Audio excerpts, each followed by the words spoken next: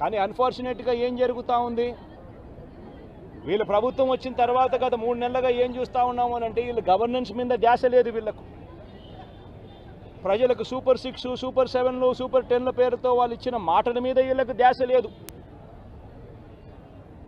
వీళ్ళ ధ్యాస అంతా రెడ్ బుక్ పరిపాలన, వీళ్ళ ధ్యాస అంతా రెడ్ బుక్ తెరచడము, ఎవరెవరికి కక్షలు ఉన్నాయో ఆ కక్షలు తీర్చుకునేదానికి గ్రీన్ సిగ్నల్ ఇవ్వడం. ఇది వీళ్ళ పరిపాలన మీద వీళ్ళ ధ్యాస. వీళ్ళు పెట్టాల్సిన ధ్యాస ఇటువంటి రిపోర్ట్ల మీద, ఇటువంటి కంప్లైంట్స్ మీద, ఇటువంటి ఘటనల మీద ఎవరెవరు ఏమేం చేయాలి అని చెప్పి ప్రోటోకాల్ ప్రకారం జరుగుతూ ఉందా లేదా, ఇవన్నీ జరుగుతున్నాయా లేదా అని చెప్పి చూసుకొని గవర్నెన్స్ రెగ్యులర్గా పాలసీ రెగ్యులర్గా జరిగి ఉంటే ఈరోజు ఫ్యాక్టరీస్ పరిస్థితి ఇలా ఉండేది కాదు. ఈరోజు ఈ కార్మికులు చనిపోయి ఉండేవాళ్ళు కాదు. ఈరోజు స్కూళ్ళు బాగుపడి ఉండేటివి. ఇంగ్లీష్ మీడియం టోఫుల్ 3వ తరగతిలోనే టోఫుల్ పీరియడ్ని తీసుండేవాళ్ళు కాదు. నాడు నేడు కొనసాగుండేది. గోరుముద్ద కార్యక్రమం బాగా జరుగుతూ ఉండేది. ఇవన్నీ కూడా జరుగుతూ ఉండేటివి. ఒకవైపున స్కూళ్ళు నాశనం అయిపోయాయి, మరోవైపున హాస్పిటళ్ళకి సంబంధించి జనవరి నుంచి రావాల్సిన బిల్లులు, జనవరిలో బిల్లులు ఏదైనా ఉంటే ఫిబ్రవరిలో ఆ బిల్స్ ప్రాసెస్ చేస్తారు, మార్చిలో ఆ బిల్స్కి సంబంధించిన పేమెంట్లు క్లియర్ చేస్తారు. ఆరోగ్యశ్రీ నెట్వర్క్ హాస్పిటల్స్ సంబంధించి మార్చి 16వ తారీఖున కోడ్ వచ్చింది. ఇక అప్పటి నుంచి జనవరికి సంబంధించిన బిల్లులు పూర్తి జనవరికి సంబంధించినప్పటి నుంచి ఇప్పటిదాకా ఆరోగ్యశ్రీ బిల్లులు నెట్వర్క్ హాస్పిటల్లో ఇవ్వడం లేదు.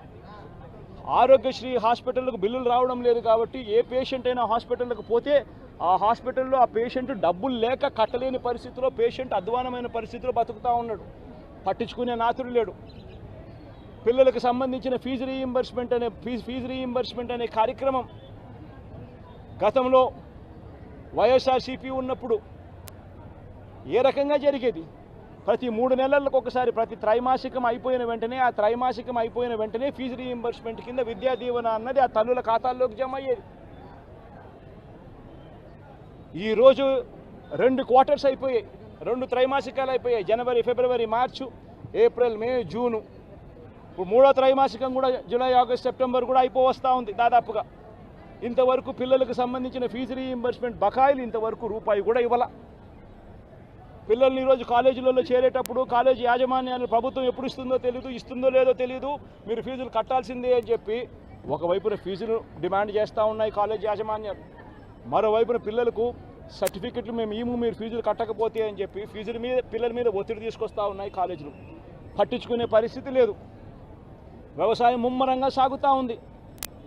రైతులందరికీ కూడా పెట్టుబడి సహాయం కింద 20,000 రూపాయలని ఇస్తానన్నాడు. ఆ పెట్టుబడి సహాయం ఏమైందని రైతు అడుగుతూ ఉన్నాడు. గతంలో కనీసం 13,500 వచ్చేది. ఈరోజు పెట్టుబడి సహాయం కింద 20,000 ఇస్తానన్నాడు. ఇంతవరకు రూపాయి ఇలా పెట్టుబడి సహాయం పోయింది. రైతులకు సంబంధించి ఇన్సూరెన్స్ సొమ్ము, రైతులకు ఇంతకుముందు ఉచితంగా పంటల బీమా వచ్చే పరిస్థితి నుంచి ఆ ఉచితంగా కట్టాల్సిన పంటల బీమాకు సంబంధించి మామూలుగా ప్రతి సంవత్సరం ఏప్రిల్, మేలో ఆ ఇన్సూరెన్స్ ప్రీమియం కట్టాలి.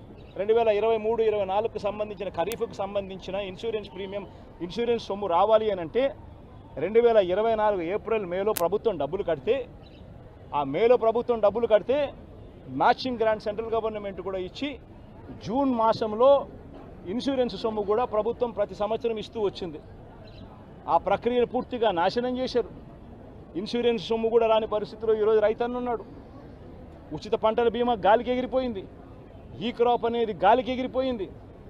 రైతులందరూ కూడా ఈరోజు క్యూలలో నిలబడతా ఉన్న పరిస్థితులు కనబడతా ఉన్నాయి. కనీసం ఎరువులు కావాలన్నా, విత్తనాలు కావాలన్నా దారుణమైన పరిస్థితిలోకి వెళ్ళిపోయింది. గడప వద్దకే, ఇంటి వద్దకే వచ్చే పెన్షన్ ఆగిపోయింది. గడప వద్దకే, ఇంటి వద్దకే వచ్చే ఇంటి వద్దకే వచ్చే రేషన్ ఆగిపోయింది, పెన్షన్ ఆగిపోయింది. ఈరోజు మళ్ళీ ప్రతి వ్యవస్థలో కూడా ఏం జరుగుతూ ఉందనంటే కరప్షన్ విపరీతంగా పెరిగిపోయింది, డిస్క్రిమినేషన్ అనేది విపరీతంగా పెరిగిపోయింది. తెలుగుదేశం నాయకుల చుట్టూ వీళ్ళంతా తిరుగుతే తప్పనిచ్చి రాని పరిస్థితి అని చెప్పి ఏకంగా మెసేజ్ పంపిస్తూ ఉన్నారు. ఈరోజు నిజంగా పాలన అన్నది నిజంగా ఈరోజు ఏం జరుగుతూ ఉందనంటే రోజు కూడా కక్షలు తీర్చుకునే దానికోసము కొట్టడము, చంపడము, ఆస్తులను ధ్వంసం చేయడము ఇవే కనిపిస్తున్నాయి తప్పనిచ్చి పాలనలో ఏదైనా కూడా మంచి చేయాలి, ప్రజలకు మంచి జరగాలి అన్న ఆలోచన, తాపత్రయం ఎక్కడ కూడా కనిపించని అధ్వానమైన పరిస్థితి ఈరోజు మొట్టమొదటిసారిగా రాష్ట్రంలో సాగుతూ ఉంది. నువ్వు ధర్నాయే చేయాలంటే చాలా సంఘటనలు నేను చెప్తా, దానికి వచ్చి ధర్నా చేయి, అప్పుడు మాట్లాడుకుందాం. అంతే తప్పించి ఏదో అంటారు కదా, అయిపోయిన పెళ్ళికి వచ్చి బాజాలు చేస్తుంటారు. ఇప్పుడు విషయం ఏంటి, అయిపోయింది అక్కడ సిచ్యువేషన్ అంతా. కాంపన్సేషన్స్ నువ్వు ఏదైతే డిమాండ్ చేసావు, కాంపన్సేషన్స్ వెళ్ళిపోయినాయి. వెళ్ళియో లేదో తెలియకుండా అక్కడికి వచ్చి కూర్చొని మాట్లాడుతున్నావు. మాట్లాడితే ఎల్జీ పాలిమర్స్ గురించి మాట్లాడుతావు. అరే ఎల్జీ పాలిమర్ సంఘటన జరిగిన వెంటనే నేను వచ్చేసాను అన్నాడు. అరే ఎల్జీ పాలిమర్ సంఘటన జరిగిన తర్వాత యాజమాన్యాన్ని ఎక్కడ పిలిపించుకున్నావు? నువ్వు సీన్లోకి అసలు వెళ్ళావా? ఎల్జీ పాలిమర్ సంఘటన జరిగిన ప్లేస్లోకి జగన్మోహన్ రెడ్డి ఆ రోజు వెళ్ళాడా అసలు? మీరు ఒకసారి ఆలోచన చేయండి. జగన్మోహన్ రెడ్డి కనీసం ఆ ప్లేస్లోకి వెళ్లకుండా ఎక్కడో హాస్పిటల్లో ఉన్న బాధితులను పరామర్శించి బయటకు వచ్చేసి, ఎవరైతే 12 మంది, యాక్చువల్గా చనిపోయింది 15 మంది, స్పాట్లో చనిపోయింది 12 మంది, 3 రోజుల తర్వాత ఒక 3 చనిపోయారు. 12 మందికి 15 మందికి ₹1 పరిహారం అందజేసి, ఆ లాస్ట్ లో చనిపోయిన 3కి కూడా ఈ రోజుకి కూడా ₹1 అందలేదు. తెలుసా మీకు? ఏదైతే కాంపన్సేషన్ ₹1 అనౌన్స్ చేశారో చాలా మందికి ఆ మృతులకి కూడా ఈ రోజుకి కూడా కాంపన్సేషన్ అందలేదు. 5 సంవత్సరాల పైన అయిపోయింది ఈ రోజుకి. మళ్ళా పైగా గాయపడిన వాళ్ళ గురించి, తీవ్రంగా గాయపడిన వాళ్ళ గురించి మాట్లాడతాడు. నా దగ్గర ఒక వీడియో కూడా ఉంది, మీరు చూస్తే మీరు అంటే వీళ్ళు ఇప్పుడు చేసేది ఒకటే, అప్పుడు మాట్లాడేది ఒకటే ఉంటుంది. అప్పుడు మాట్లాడితే అతని నోట్ నుంచే 25,000, 10,000 ఇది సాక్షాత్తు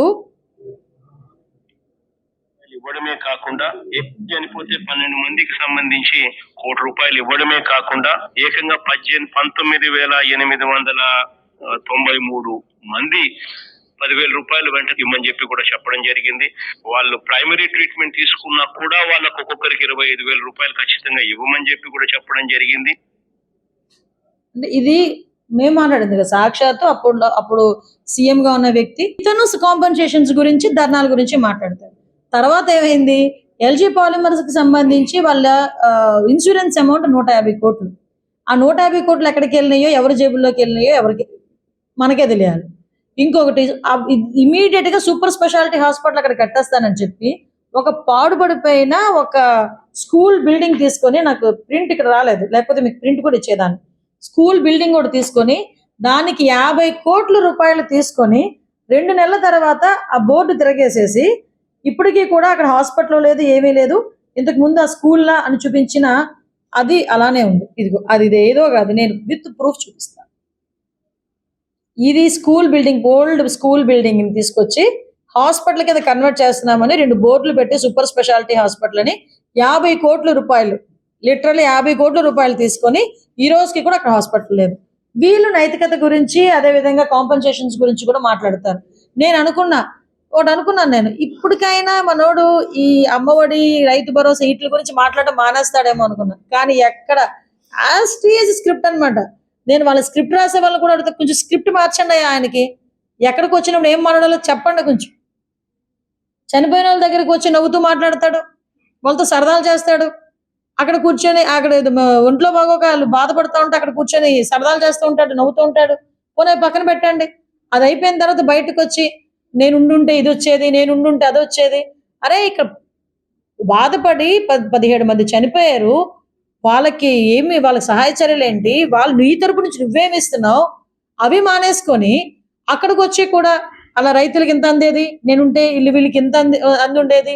అన్నిటికన్నా కొసమరిపు ఏంటంటే ధర్నా. మీకు ఇవ్వకపోతే ధర్నా చేస్తాను. ధర్నా చేయాలంటే ముందు వెళ్ళి ఢిల్లీలో కూర్చొని ధర్నా చేయి. మీ బాబాయిని చంపిన ఇప్పుడు వచ్చి పట్టుకోలేకపోయారు మీ వాళ్ళు, 5 సంవత్సరాలు నువ్వేం చేయలేకపోయావు, వాటి గురించి ధర్నా చేయి. మీ తాలూకు ఎమ్మెల్యేలు, ఎమ్మెల్సీలు ఎన్ని పనులు చేస్తున్నారో చూస్తున్నావు కదా, వాళ్ళ గురించి ధర్నా చేయి. విషయం ఏంటంటే ఇక్కడికి వచ్చి పాప ఇంకొక విషయం, వాళ్ళు మనం బ్లేమ్ చేస్తాం.